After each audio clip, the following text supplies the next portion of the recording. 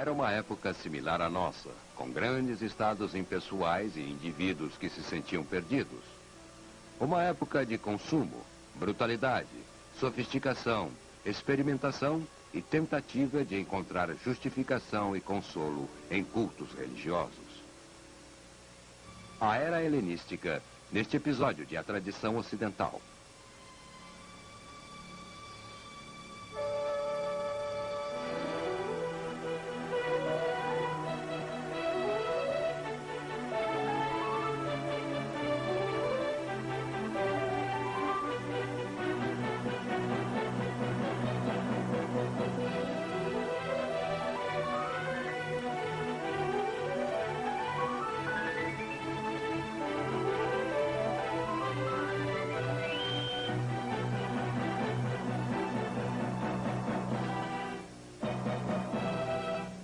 E agora o professor da Universidade da Califórnia, Eugene Weber, em sua jornada através da história da civilização ocidental.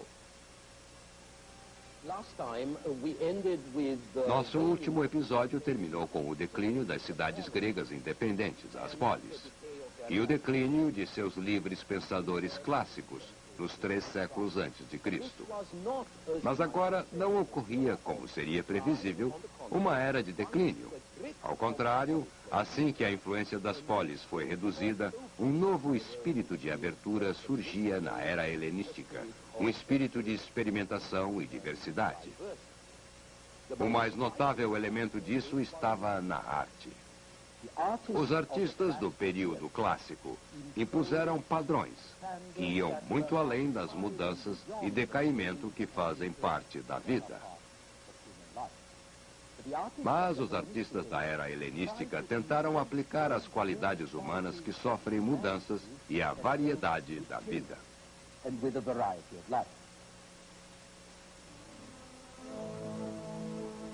A perfeição clássica era pura, austera e sem mudanças.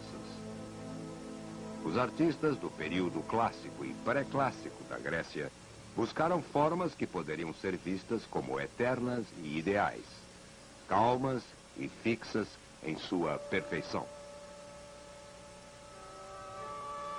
Mas aí tudo ficou mais solto. As estátuas da era helenística parecem mover-se como seres humanos. Elas expressam emoções humanas.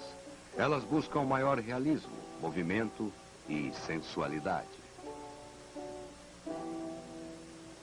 Esta é a arte de uma sociedade que está satisfeita consigo e não quer imitar deuses ou heróis. Fortuna não está mais entronada em rígida majestade. Ela senta-se como uma mulher normal. Afrodite flui e curva-se num movimento sensual. Vitória alinha-se na proa de um navio e podemos sentir o vento pressionando a roupa contra seu corpo. E então, toda virtuosidade técnica torna-se exagerada em estátuas como esta de Laocoon e seus filhos, presos ao que parece ser um enorme espaguete, mas na verdade é a cobra que a deusa Atena enviou para matá-los. Nesse sentido, os gregos helenistas eram como nós. Admiravam a moderação, mas às vezes chegavam a extremos.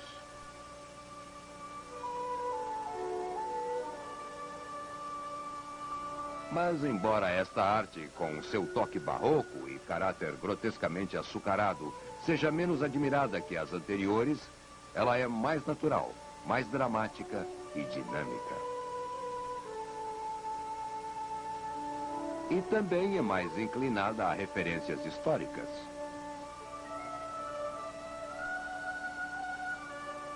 Esta é a primeira era de museus, coleções, bibliotecas públicas e privadas e arqueologia. Aquilo que alguns consideram uma época de fragmentação e alienação num estado impessoal, outros apreciam como a maior independência numa sociedade mais aberta e menos restritiva. A polis decreta que a arte sai, o indivíduo determina que a arte entra. Há retratos em bustos e pinturas que não são idealizados, mas sim imitam a vida. Há paisagens e naturezas mortas que teriam sido irrelevantes na época dos deuses e das polis.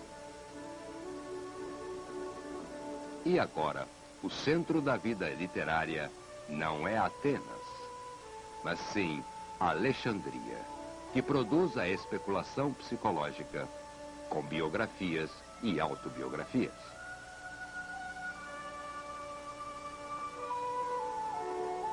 Neste cenário teatral, os amantes não lutam contra os deuses, mas sim contra seus pais e rivais.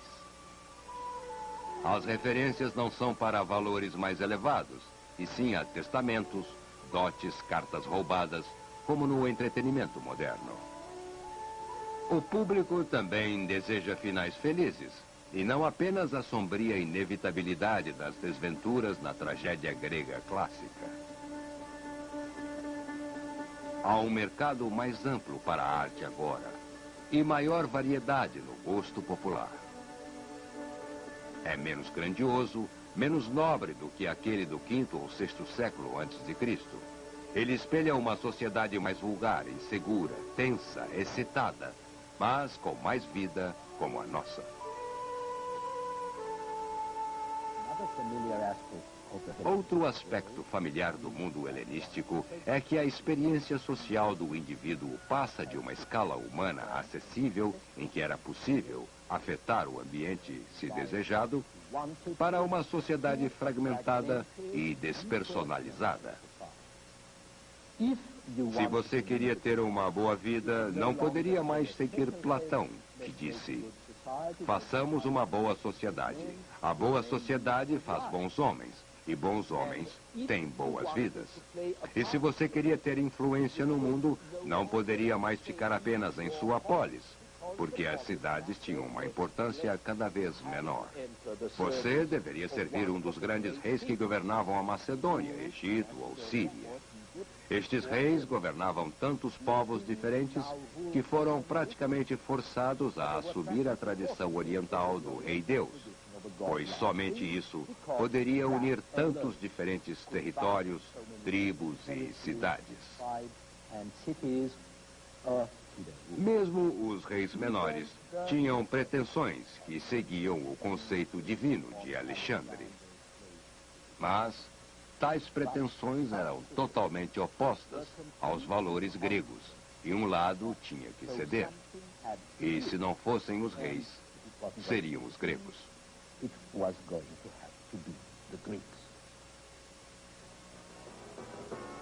No quarto século antes de Cristo, quando Alexandre pediu à Grécia que o adorasse como a um deus, os espartanos, por exemplo, reagiram com uma mistura de praticidade e ceticismo.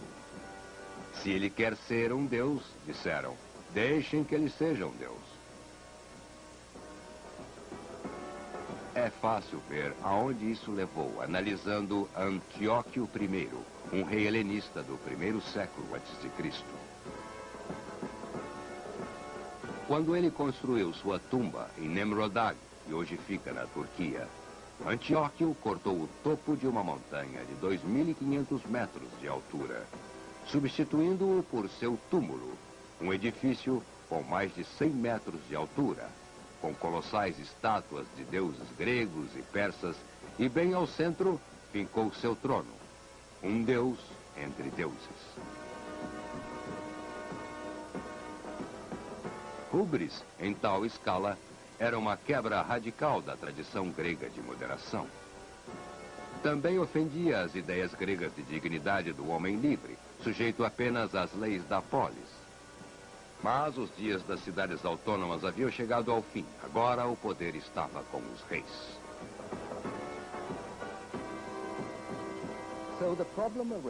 Surgiu o problema. Como um homem de pensamento livre poderia adaptar-se a esta nova situação?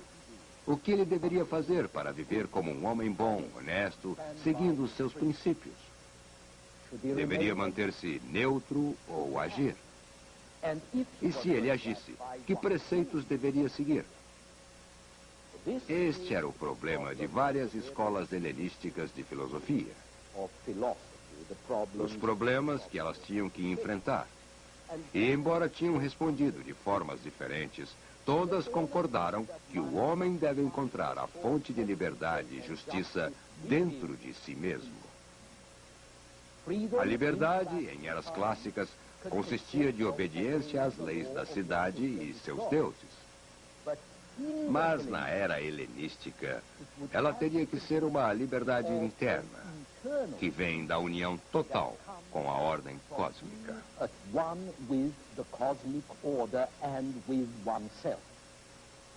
O homem sábio é livre, mesmo que seja um escravo, se souber restabelecer e reter sua liberdade eterna. Se ele for seu próprio senhor, então não terá um senhor. Nenhum humano pode intimidá-lo.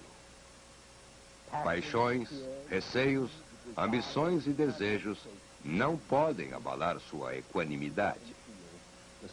Ele não sente as pedras e flechas do mau fortúnio. Na verdade, ele aprende a não preocupar-se com a sorte, o destino ou com a fortuna, porque ele é mais autônomo do que uma polis poderia ser. Os cínicos, cujo mais famoso representante era o filósofo Diógenes, tinham uma das muitas receitas para atingir tal autonomia e desligamento. Essencialmente, os cínicos acreditavam em ser pobre, rude e não convencional, cair fora da sociedade, evitar a família e qualquer tipo de propriedade e mendigar para sobreviver. O próprio Diógenes vivia num barril ou em qualquer abrigo que pudesse achar nas ruas de Atenas. Esta é uma interpretação do século XVI sobre uma famosa história de Diógenes em que Alexandre pergunta se pode fazer algo pelo velho. E Diógenes pede que ele saia da frente da luz. Esta é uma forma de evitar o destino, desistir de tudo e ser rude com os outros. Outra forma é evitar as pessoas e o mundo, exceto por algumas boas almas e as coisas essenciais necessárias a uma vida civilizada. Evite a dor, a preocupação e as ansiedades que acompanham os interesses mundanos. Procure apenas o prazer. A palavra hedonismo é derivada da palavra grega para prazer, mas não os prazeres vulgares da carne, e sim a satisfação que vem com a paz de espírito. Esta era a doutrina do filósofo Epícoro, que viveu de 341 a 270 a.C. Como sua doutrina recomendava o abandono do mundo, nunca teve grande influência política ou histórica. O maior rival de Epicuro foi Zeno, que viveu de 335 a 263 a.C. É significativo que, enquanto Epicuro ensinava sua doutrina num jardim particular, Zeno lecionava num espaço público, uma estora como esta.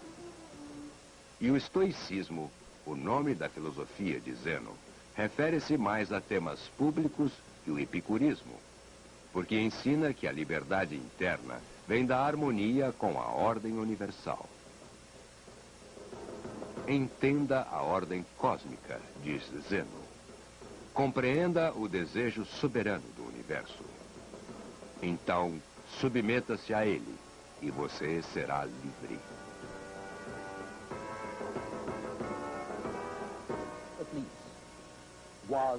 Pelo menos, esta era a visão dos estoicos de uma autonomia espiritual. Mas eles também acreditavam que você não poderia simplesmente ignorar o mundo ao seu redor por ser um reflexo, embora pálido, da ordem cósmica. E o homem sábio estabelece uma relação entre os dois. É dever do homem sábio restaurar e aprimorar a ordem no mundo que o cerca. Alinhar o mundo com o cosmos. Indicar ações aos governantes, transformando reis em filósofos. Assim, onde os cínicos eram anarquistas e os epicuristas eram contempladores passivos, Os estoicos eram ativistas políticos conservadores que, como os puritanos fariam séculos depois, assumiam mal-humorados as dores do mundo.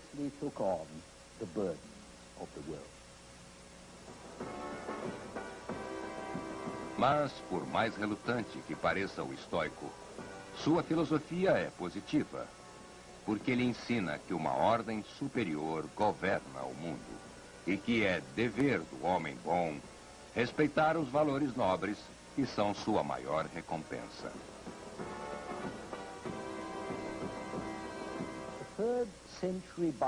O biógrafo do século III de filósofos gregos, Diógenes Laércio, relacionou os princípios da filosofia estoica. Ele disse: o fim pode ser definido como vida em acordo com a natureza.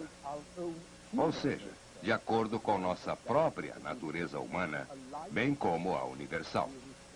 Uma vida em que evitamos quaisquer atos proibidos pela lei que é comum a todas as coisas. Isto significa a razão correta que permeia todas as coisas. Esta crença estoica em uma lei moral da natureza e compreensão de todas as pessoas foi traduzida em termos legais romanos e tornou-se a sanção por detrás do governo em larga escala e foi passada à Idade Média e além disso. As crenças estoicas também contribuíram para o cristianismo, como podemos ver nos trabalhos de Epíteto, um filósofo grego que viveu de 60 a 120 depois de Cristo. Ele disse: tu, ó homem, és a principal obra de Deus. És uma porção distinta da essência de Deus e contens uma certa parte dele em ti. Por que então ignoras teu berço nobre? É dentro de ti que o levas e não percebes que o profanas com pensamentos impuros e atos sórdidos. Mas, nesse interim, houve outro aspecto sombrio do período helenístico: a persistência e popularidade das religiões misteriosas primitivas. Estas mulheres participam de rituais dionisíacos. Somente os iniciados aprendem os segredos do mistério da vida e, assim, somente eles podem atingir a salvação. Não importa se um culto adorava Ísis ou Serapis no Egito, Mitras na Pérsia e outros, todos tinham algo em comum. Referiam-se ao indivíduo, não às polis. Nenhum deles aceitava a responsabilidade política e uniam as pessoas em comunidades de idólatras independentes da religião estatal.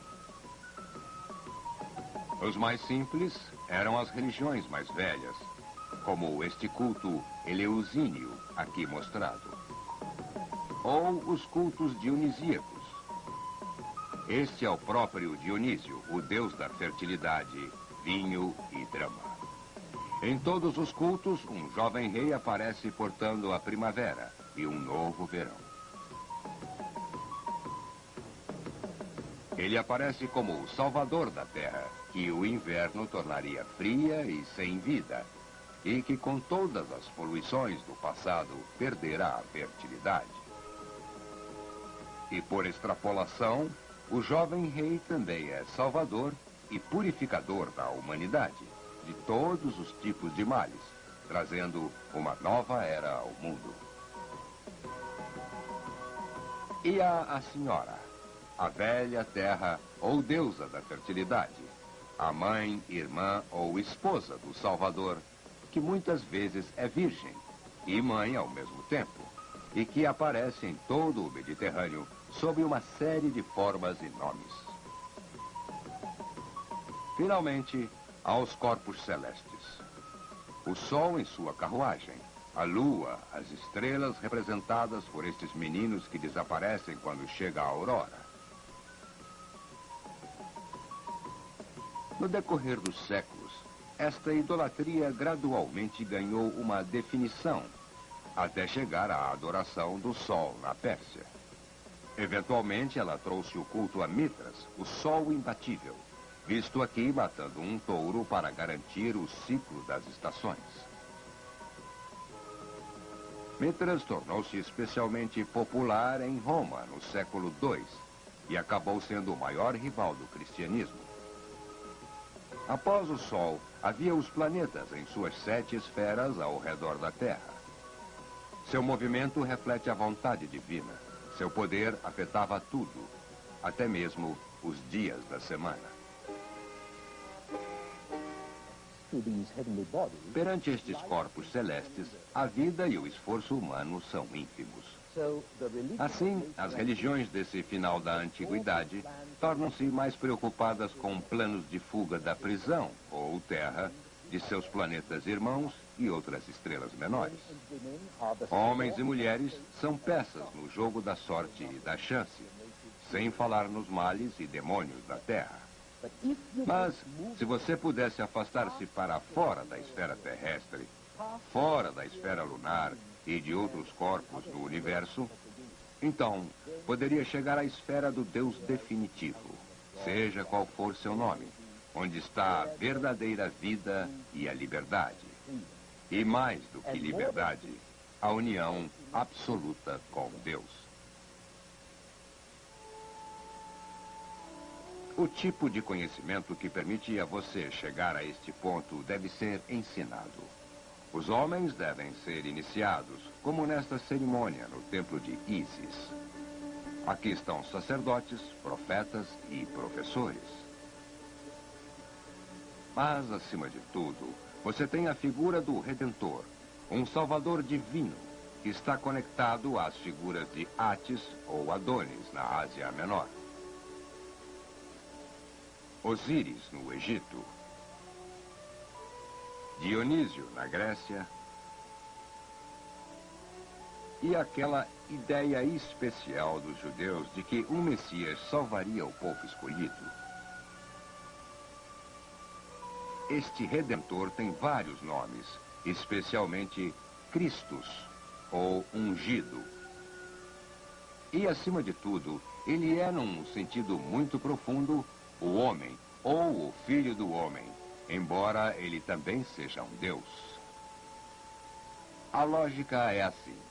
Já que o Deus invisível, mesmo como espírito, faz o homem à sua própria imagem, é óbvio que ele próprio é um homem. Ele é o homem real, definitivo, perfeito e eterno, de quem os outros são apenas meras cópias. Então, este Deus ideal, ou primeiro homem, é o Pai, enquanto